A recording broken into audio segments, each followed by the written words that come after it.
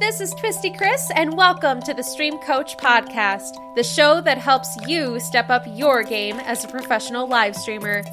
And now here's your host. She has a 2-year-old Cavalier King Charles Spaniel named Theo, ashnichrist. Hi friends! Welcome back to the Stream Coach Podcast. If you are watching this video on YouTube, I'm actually recording this from inside my closet. So I'm doing a little test with this episode to see if the sound is any better in here, because I've been recording in a really open space. You guys might have noticed like some reverb or a little bit of echo in the episodes before. So we're going to do a little test and see if the sound is better for this specific episode. Okay, let's do a little bit of news here real quick. The podcast was actually featured in the On the Rise section on Anchor. Okay, and this is just amazing. Like one day I was just minding my own business, my phone kept buzzing, I was like, what is going on? And I looked at it and it was literally like subscriber after subscriber after subscriber. And I had no idea what was happening, but I went into Anchor and all the other podcast platforms to check out what was going on and saw that it was featured in the On the Rise section. So that's really cool, and I just want to say welcome to everyone who is new. If you haven't met me before, my name is ashnichrist, and I've been a Twitch streamer since 2013. I was full-time for 6 months. I actually have a website that's going to be launching soon that's going to go into a lot more detail about my story, because it is pretty unique. To give you guys the highlights though, I was full-time for 6 months because of the support of my community, and they were incredible and they were amazing, and it was specifically one person that really did a lot of work to get me to be full-time.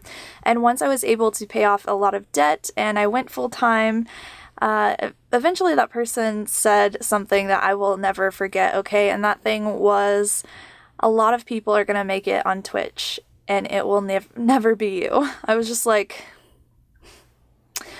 okay, this kind of sucks, but now it's actually gotten to the point where I'm grateful for that, because that person was completely right. Like, that's totally true. And I'm going to help those people. So that's the goal of all of my content, is just to help people learn what it takes to be successful, to go full-time as a content creator on Twitch. And I have learned a lot since I stopped being full-time. I've done years of research. The past 3 years, I've literally had my face in a book, headphones in my ears, listening to podcasts, just everything you could possibly imagine to try and learn as much as I possibly could about content creation and marketing and social media and community and all of that. So I am very excited to have you all here, especially if you are new, and very much so as well if you are an old fan of the podcast. I appreciate all of you, and I really hope that everything that I do helps you pursue your dreams and learn to stream.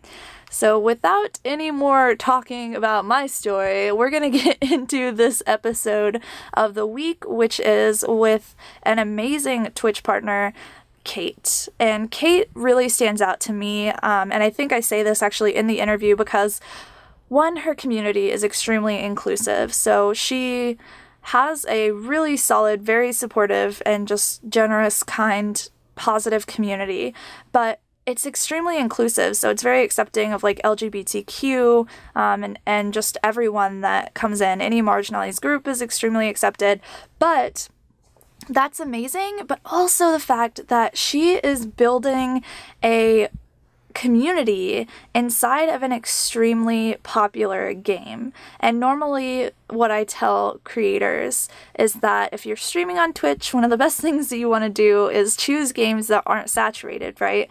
But she's standing out in a saturated game. And so we talk about how you can stand out in PUBG, which is the game that she plays. We talk about how to build an inclusive community, as well as just her journey and her story. So if you guys are really into streaming popular games like League of Legends or PUBG or Fortnite or Dota or Overwatch, CSGO, I feel like there's just a million of them now, but definitely want to check out this episode, and I will see you after this interview with Kate. All right, guys, welcome back to the Stream Coach podcast. With me today, I have somebody who, one, Twitch partner, okay, two, PUBG partner. But the reason that I wanted to talk to this person is because she has an extremely inclusive community, but also manages to really stand out in PUBG. And so our topic today is going to be how to stand out in a saturated game. So if you really want to stream like Dota or League or Overwatch or Fortnite or PUBG, this is a really great episode for you. And my guest today is Kate Stark. Hello. How are you, Kate? I'm good. How are you? Good. Thank you so much for being here. I'm so excited. Yeah, me too. All right, so let's start just at the very beginning with you because I know there are some people who haven't actually met you before. Can you tell me about why you started streaming and when that was? So I started streaming in January 2016, and it was a New Year's resolution, which not a lot of people know. The New Year's resolution was it was super simple, and it was create more. I felt creatively stunted at the time because I was a bartender, and creating drinks just isn't the same as creating content. And so I kind of sat down and was like, what could I do to create content that would fit into my existing schedule? And I figured that streaming was kind of a really good one-to-one ratio on that. Like, you're creating the content and you're getting the feedback all at the same time. If you're making YouTube videos, you make the video and you spend all this time editing and you spend the time uploading, and then you wait for the feedback, and the reward wasn't quite the same as what you're putting into it. And I was like, okay, let's try the live streaming thing. So I started January 2016. I went full-time September 2016. I was partnered in December 2016, and now we're here. That's awesome. And I really echo like a lot of those same sentiments too with YouTube and Twitch. It feels like Twitch is a lot more instant gratification. Yeah. And like YouTube, you put so much work into just one video, whereas you can put the same amount of time into a Twitch stream and you feel like you just get so much more out of it. So I definitely can agree with you there. Tell me a little bit more, and for those of us who don't know, tell me more about your actual community. So what kind of impression does somebody get whenever they're new to your stream and they jump in and watch you for the first time? Whoa, this channel's, and like almost in a disbelief kind of way, yeah. which is good. That's kind of what I'm going for. A lot of Twitch is kind of toxic and not especially the nicest place to be, which is really unfortunate.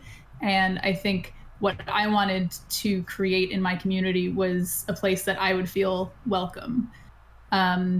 Being a woman on the internet is not easy. I'm bisexual, and so fitting into the LGBT community on Twitch is not the easiest thing. So I was like, what can I do to make a community that people that I want to surround myself with would feel welcome in, and try to spread that positivity to like other people. Yeah, I definitely want to talk a bit more about the LGBTQ side of your content for sure. But just to kind of like keep us inside of this context, tell me a little bit about like being a smaller streamer, the very beginning of your journey. What was that experience like? And then what was kind of the turning point, that big moment where you were like, oh, you know, I could actually do something with this. I might be able to do this full time. So I actually don't remember a lot about being a smaller streamer. I still consider myself like a smaller streamer. But it was just done in my hours that I had free. It was never my main focus. And I almost wish that I had documented more of that initial journey, because I never expected what I started with to become what it is now. Like, I am in a dedicated streaming office with like studio lights and nice mics and like 3 monitors. And like, I started streaming on an iMac for like yeah, it was a mess. It was a complete disaster. But like, I never expected what I started with to be where I am now and doing stuff like this. So I wish I had just documented more of it, because I would bartend from 3 p.m. until midnight, and I was exhausted, and I would come home and stream from like 12:30 to 4 a.m. for like a handful of people. And it was like terrible quality. I would either have audio going to my headset or the stream, but not both. And the webcam was like, okay. And it was a disaster. I don't know why people kept coming back, but I'm glad they did. As we started growing as a community, I could put more time and stuff into it. And I started a Patreon, which kind of helped with stream upgrades. And then the turning point for me, when I realized that this could be like a full-time thing, was after the Patreon. I was making enough from the Patreon that I could like take a day off from my bar job to like spend on stream. And then I was making enough in like PayPal tips to take like maybe another day off. And then I started realizing that I was just like wasting my time doing this bar job when I could be putting all of that effort, because I was exhausted after those shifts. It was a horrible place to work.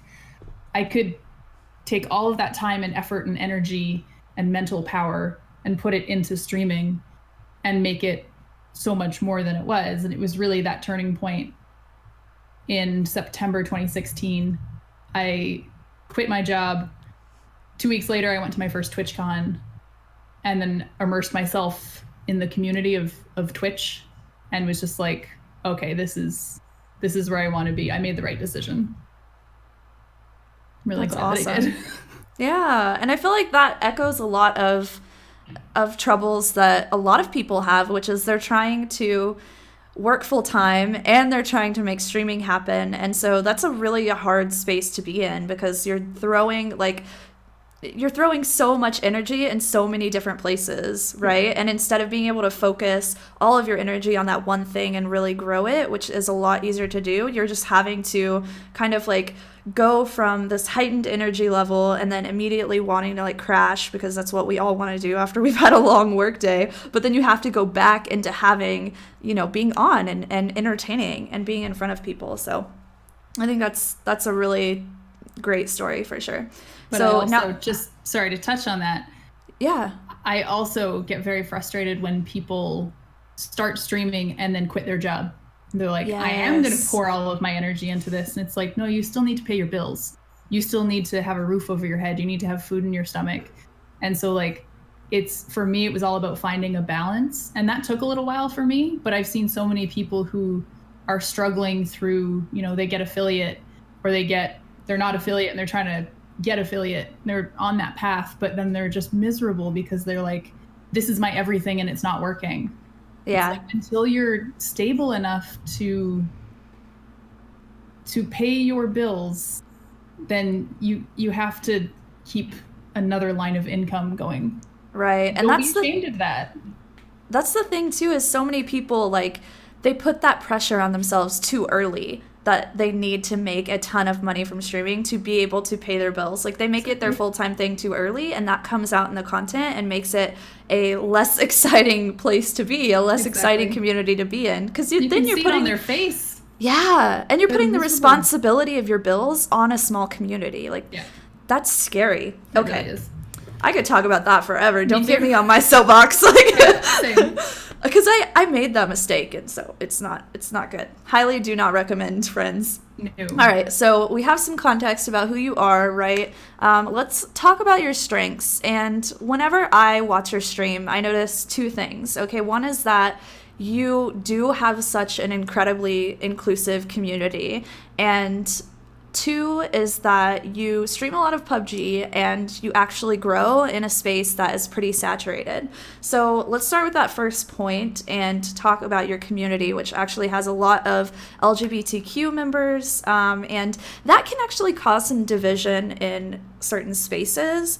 So talk to me about like how you grew such a positive group while also making sure that that group was inclusive to LGBTQ and other like marginalized people. Well, I just knew that it was important for me, like I said, being bisexual, to have a place on the internet for me.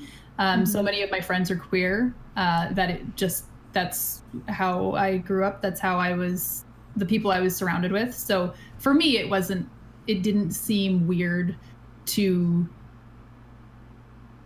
be that inclusive, because that's just how I am. But once I got more immersed into the Twitch community, I was like, oh, this is not a normal thing. I see. You go and watch other people's streams and you see slurs coming across in chat and people are laughing about it, and it's like, oh gosh, okay. And it's stuff like that that actually made my drive for a more inclusive community even stronger, because I was like, if I'm there, and I'm a pretty open-minded person, but if I'm there and I'm seeing this stuff and I'm upset by it, like, surely there's other cool people out there who are also looking for like a place to call home on Twitch. They don't want to go into somebody's chat and feel like people are throwing slurs at them, or people are, using derogatory words. So I just pushed really hard and kind of had like we have a really low tolerance for garbage and people's, can I swear? Go for it. People's bullshit. We have a really low tolerance for bullshit. I was like, what's a word for that? No, bullshit is the right word. And kind of once you lead by example, I think a lot of people will follow in those footsteps. So like, I don't think I've ever seen another community on Twitch, and probably actually just communities that I'm like friends with, because our communities bleed into each other, which is amazing. I've never seen somebody come into a chat room before they came into mine and said, hey, I just started my HRT. And I was like, congratulations. You just told me that, and you feel comfortable enough doing that in my space. You're in my community, you're in my home, and you're telling me you're starting your hormone replacement therapy, hormones, like medication. That's a huge step. Congratulations. Flooded the chat with love and support, and it's at that, oh God, we did something right. This is the kind of community I want. I want people to feel comfortable and know that they're not going to be like attacked for being who they are. That is so huge. Like, I tear up thinking about it. I got emotional just thinking about it there, but it's just like, oh God, we're doing something right. Good. That's what I love about streaming, is like you have such a potential to impact so many lives. And if you have an amazing message and you're a real leader, like you obviously are, like you can change so much of the world just by playing video games in your office. And so many people have like come into stream and seen a message like that and maybe initially been kind of rude or intolerant, but not to the point of like banning, just a point of like, this person I feel could use a little bit of education rather than hatred. And so a lot of times people will lash out and be like, how dare you say that thing, when it's like, but what if we just like spoke to the person, because maybe they actually just don't know. I've realized that in my time on the internet that like a lot of people just weren't raised the same way that perhaps I was, or that other accepting people were, and they don't understand why it's a bad thing. And so if you can have a community with a level of tolerance and acceptance to be like, hey, you just said a not great thing, maybe we can work on that, and like, here's why it wasn't a great thing. And I've had people be like, oh gosh, I'm really sorry about that, and I understand now that that wasn't the right thing. And I've had people in my community be like, I have an LGBT channel in my Discord, and having people come in and be like, you know what, I was raised being taught that, trans people or gay people weren't normal. And after speaking to all of you and having like being educated about this stuff, not me specifically, but like my community, they're like, my thoughts have really changed, and I really think of you guys as family now. And I'm just like, excuse me while I go sob into a pillow. But it's just like, yeah, exactly. And it's like, okay, so, but that can be for any type of community. If you're trying to promote acceptance, if you're trying to promote inclusivity or positivity or whatever, just lead by example.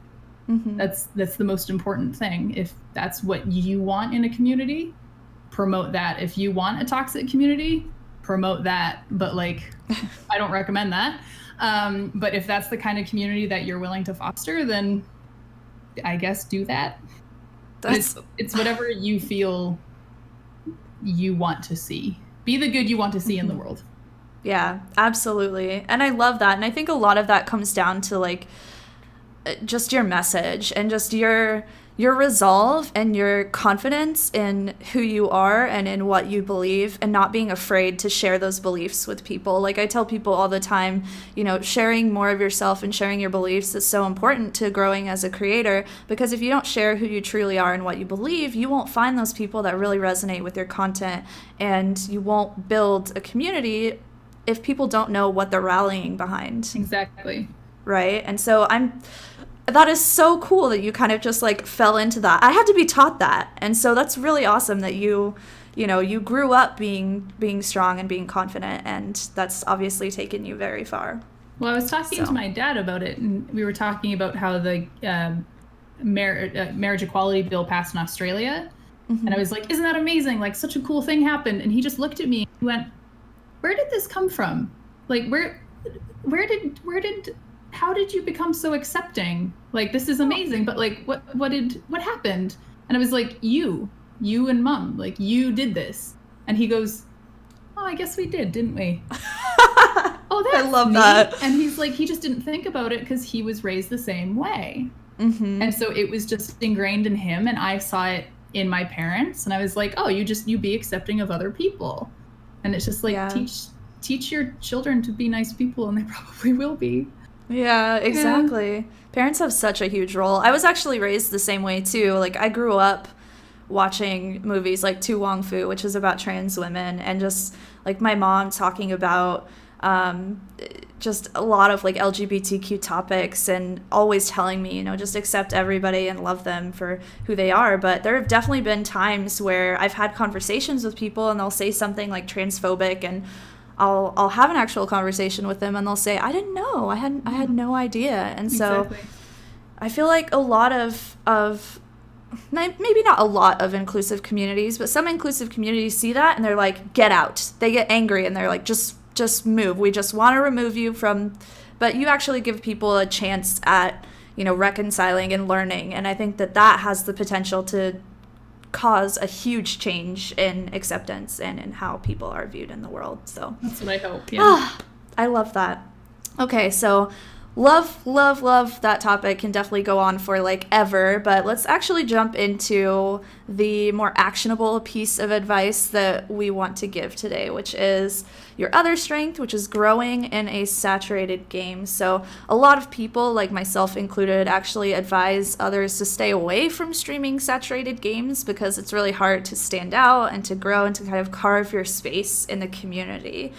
Let's start very basic. Why do you think you've actually been growing in PUBG? I don't know.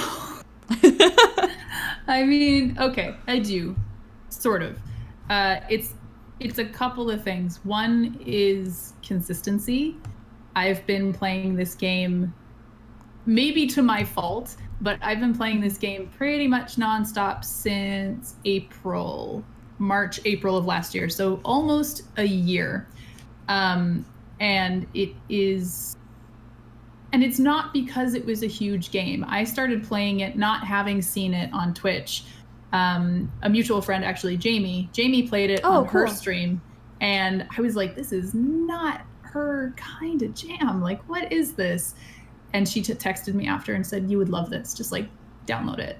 And so I bought it, I downloaded it, and I played it once, and I was like, this game is so stupid. Let's do this more. And I just genuinely loved it, and people saw how much I was enjoying it, and they wanted to see me play more of it. And I've always stuck by, like, only play what makes you happy. And PUBG made me, and continues to make me, so happy that once you sink enough hours into it, you get pretty good. So part of it is skill. I think part of it is just I genuinely enjoy playing it. And another thing is just PUBG has given me an incredible amount of opportunities. Some stuff that people may have seen, like tournaments. Some stuff I can't actually speak on just yet. But PUBG has given so many opportunities to their partners, and they're all about promoting the streamers and then letting the streamers kind of indirectly promote the game. Like, they just want to see people have a good time and obviously sell their game, but like they don't push that on us. They don't ask us to like, sell copies. Like, they just want to see the game being played and people enjoying it. Part of it was probably luck about me getting decent with viewership, but it's also just I mentioned this, that a round of PUBG is kind of like watching your favorite TV show. You don't need to know what has happened earlier in the episode. You don't need to know what season they're in. You can pick up in the middle of the episode and turn it on and be like, I know exactly everything that has happened since the beginning of the round just by looking at the screen. So there's already that immediacy of a connection to that current game, which makes it easy for people to like just turn on and enjoy. Mm-hmm.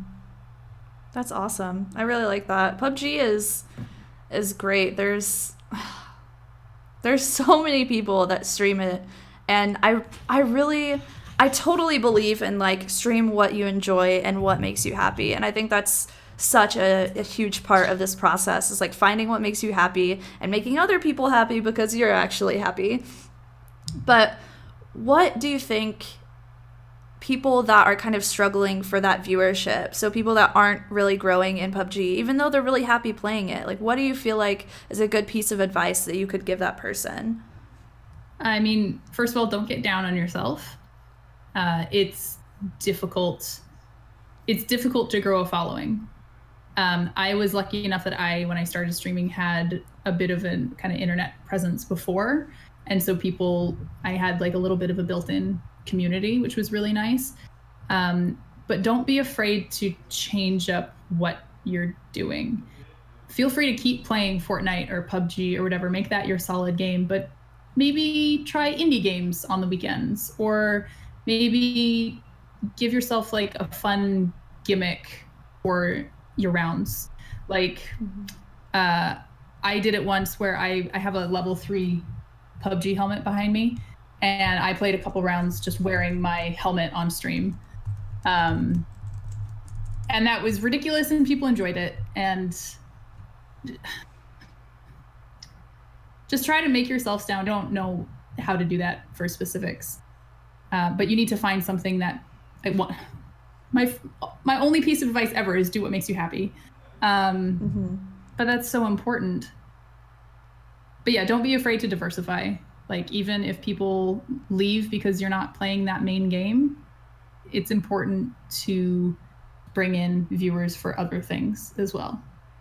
Yeah, absolutely. I think it's definitely all about finding that mix of games where, like, maybe you have a community night and you're like, we don't worry about numbers tonight. We play whatever we want and we just all have fun and don't worry about it together.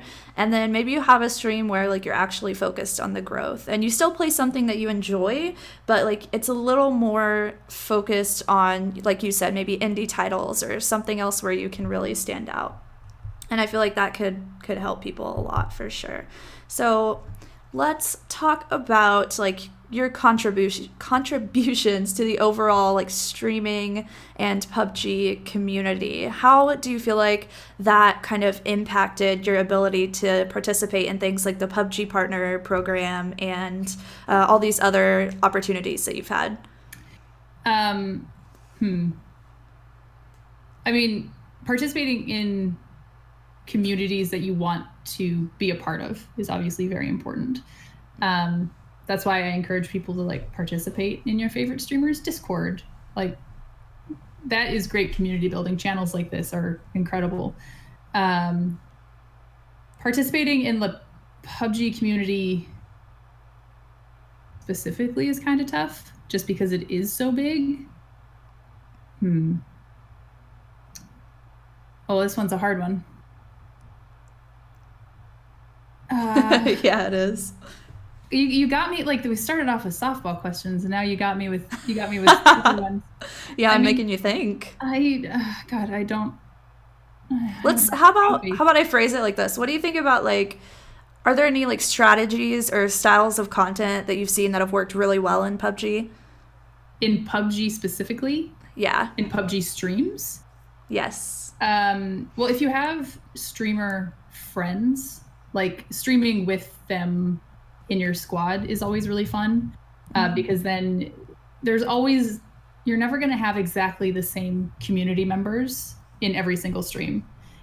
So squatting up with people that have their own community and kind of trading back and forth, I think is really good. And I've done that with some friends recently, and we've got some incredible people, like not their entire community has come over. A select few have been really engaged and awesome to come over and join our community as well. And it's nice going into that person's chat and seeing my emotes come up, even though they know I'm not there. It's just like, okay, Twitch is incredible for the reason that it's a lot smaller than you think it is, if that makes sense. Mm-hmm. I've been in streams that I would never imagine to see people I know in, and then you see like your emote pop up, or you see one of your friends' names in the chat. And if you actually think about it as Twitch itself being a much smaller community and not this giant website, it's a lot more manageable. I hope that makes sense. No, absolutely. I've noticed that from, just my own streaming experience, but also from other people's streams. Like, nobody just watches one person, right? Or Exactly. They might, but that's extremely rare. But this is an actual, like, community. And if you have, 250 or so viewers like you, then that run over into other communities is going to be huge, because even if you have like 10 viewers consistently, that's not necessarily the same 10 people the entire stream. You've got people filtering in and out, and at the end of a stream you could have like 1,000 or 2,000 or 3,000 people that have actually come by. And so to see like all of these people out in other spaces and see like what they're enjoying and how they're contributing to the community as well is just, it definitely reminds you of what you just said, which is just that it's not actually as big of a space as we like to think it is. No, it's not. There's a lot of people occupying the space, but the actual space itself is quite small. And that if you think about it like that, and you think about it like communities, because there are communities, it is just, it's kind of a small, wonderful place, just with a lot of people occupying it. Yeah, absolutely. I totally agree.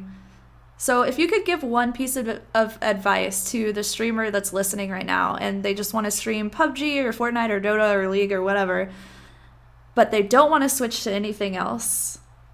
So your one piece of advice, what would that be for that person? Enjoy yourself. Your success is not guaranteed, and it's not immediate. But as long as you're having fun, then you're going to make somebody happy. That's awesome. And if you just make that one person happy, you've made one person happy, and that's an incredible feat. Yeah, that's beautiful. And I think that's a great note to end on. Where can people find you if they'd like to check out your content? If they want to check out my channel on Twitch, it's a pretty easy little URL. It is twitch.tv/Kate, and they can find me on Twitter, and my URL is just right there. That's my Twitter handle. It's Kate Stark. And yeah, it's the easiest spots. All my other links and stuff are on my Twitter. Awesome. Thank you so much, Kate. I really appreciate you coming by, and your story is really inspiring. I feel like it's going to help a lot of people kind of feel more at ease. And if anybody ever has any other questions, like, I'm free on Twitter all the time. I'm constantly on that website. And also just like, I interact with chat a lot during my streams, and they're more than welcome to come by there as well. Awesome. Thank you so much. You're welcome. All right, I hope you all enjoyed that interview. Kate, thank you so much again for coming on. Really, like, you have such an amazing community. I stopped by there once, and everyone was just so kind and nice and gifted subs to each other. It was bananas. It was amazing. Definitely check her out at twitch.tv/Kate. She's on a bunch of social media and stuff as well. Thank you so much for coming on, Kate. I really appreciate it. So if you are new to the show, this is pretty much how the podcast works. We have a pretty solid guest on every week. pretty solid, as if some of them have been crap. No, they are legit all amazing. Anyways, so definitely have a lot more stuff planned for you all. I have a lot of big things coming, so if you haven't already, make sure that you click subscribe on your podcast players. If you are listening on iTunes, I would love it if you guys could leave a comment with some feedback over there. That would be really great. I'll make sure to read those out if we do end up getting any of them. And if you want to talk to me, I am at ashnichrist everywhere on social media. I also make a lot of videos on YouTube. If you are a streamer that is looking to step up your game, you can find me over there too at youtube.com/ashnichrist. And I will see you all in the next episode. Bye! Thanks for listening to the Stream Coach podcast. See you next week.